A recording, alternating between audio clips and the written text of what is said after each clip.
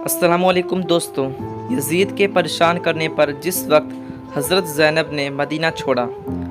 जब यज़ीद ने देखा कि अगर मैंने हज़रत हुसैन का कटा सर उनकी बहन ज़ैनब को ना दिया और उन्हें जल्द से जल्द मदीना वापस ना भेजा तो शायद मेरे अपने लोग ही मेरे दुश्मन बन जाएं और मेरी हुकूमत का तख्ता पलट दें। क्योंकि हज़रत ज़ैनब जिस वक्त यज़ीद के महल में लोगों को करबला की दास्तान सुनाती और बताती कि कैसे इस जालिम यज़ीद की फ़ौज ने मेरे हुसैन को बेदर्दी के साथ शहीद किया है और मेरे बच्चे को मारकर मुझे मेरे घर वालों से जुदा कर दिया, तो उसे सुनकर दिमश्क के लोगों के चेहरे बदल जाते हैं और उनके अंदर जालिम यज़ीद की नफ़रत बैठने लगती। इसीलिए यज़ीद ने जल्दी से हज़रत ज़ैनब को उनके भाई हुसैन का कटा सर देते हुए कहा कि आप सलामती के साथ अपने शहर मदीना लौट जाएं। कई दिनों का सफ़र करके ये लुटा हुआ काफ़िला मदीना पहुंचा।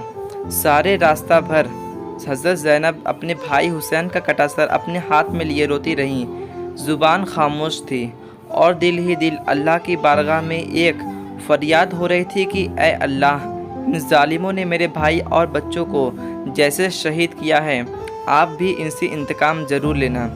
मदीना में जब यह खबर पहुंची कि हज़रत हुसैन को करबला के मैदान में यज़ीद की फ़ौज ने शहीद कर दिया है और हज़रत ज़ैनब अपने भाई हुसैन का कटा सर लेकर मदीना आ रही हैं, तो पूरे शहर में कोहराम मच गया। हर घर से रोने की आवाज़ें आने लगीं, क्योंकि उनके बीच रसूल सल्लल्लाहु अलैहि वसल्लम के ख़ानदान का सिर्फ एक ही चश्मो चिराग बचा था।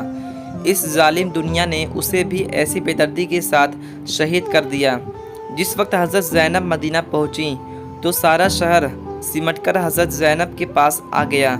सभी की आंखों में आंसू भरे थे और हर एक बहन ज़ैनब से सिर्फ एक ही सवाल कर रही थी कि ऐ ज़ैनब, हमें बताओ तो सही कि आखिर करबला में क्या हुआ था। लेकिन पता नहीं आज इस मासूम बहन ज़ैनब को क्या हो गया था। दिल पर ऐसा सदमा लगा था कि ज़ुबान खामोश थी, वो किसी को कोई जवाब नहीं दे रही थी। अचानक हज़रत ज़ैनब ने अपने ऊँट को नाना हुजूर सल्लल्लाहु अलैहि वसल्लम की कब्र की तरफ मोड़ दिया। थोड़ी दूर जाकर ऊँट को बिठाया और फिर पैदल ही धीरे धीरे अपने नाना की कब्र की तरफ चलने लगी। भाई हुसैन का कटा सर हाथों में था, आंखों में आंसू भरे थे। एक खामोश ज़ुबान से वो अपने नाना से कुछ कहना चाहती थी। सारे मदीना वाले हज़रत ज़ैनब के पीछे थे। हज़रत ज़ैनब चलते चलते अपने नाना हुजूर सल्लल्लाहु अलैहि वसल्लम की कब्र पर पहुंची और भाई हुसैन का कटा सर नाना के कदमों में रखते हुए ऐसे अल्फाज कहें कि जिन्हें सुनकर सारे मदीना वालों का रो रो कर बुरा हाल हो गया। हज़रत ज़ैनब ने कहा कि ऐ मेरे नाना मोहम्मद, ये लो, मैं आपके हुसैन को आपके पास लाई हूँ। ये वही हुसैन है कि जिसे आप अपने कंधों पर बिठाकर बाज़ारों में घुमाते थे, घर के आंगन में खेलते थे और उसके रोने पर आप बेचैन हो जाते थे। ऐ मेरे नाना, काश कि आप ज़िंदा होते तो देख लेते हैं कि आपकी उम्मत ने हुसैन का क्या हाल किया है। उसका सर काट दिया, उसके जिस्म पर घोड़े दौड़ा दिए और फिर आपकी बेटियों को बेपर्दा करके मर्दों के सामने ला खड़ा किया। शाम होते होते हज़रत हुसैन का कटा सर उनकी अम्मी हज़रत फ़ातिमा रज़ियल्लाहु ताला अन्हा के बगल में दफन कर दिया। हज़रत हुसैन को शहीद करके यज़ीद बादशाह तो बन गया, लेकिन उसे एक पल भी सुकून नसीब ना हुआ, क्योंकि हज़रत ज़ैनब जिस वक्त लोगों के सामने करबला की तारीख़ बयान करती तो हर तरफ कोहराम मच जाता।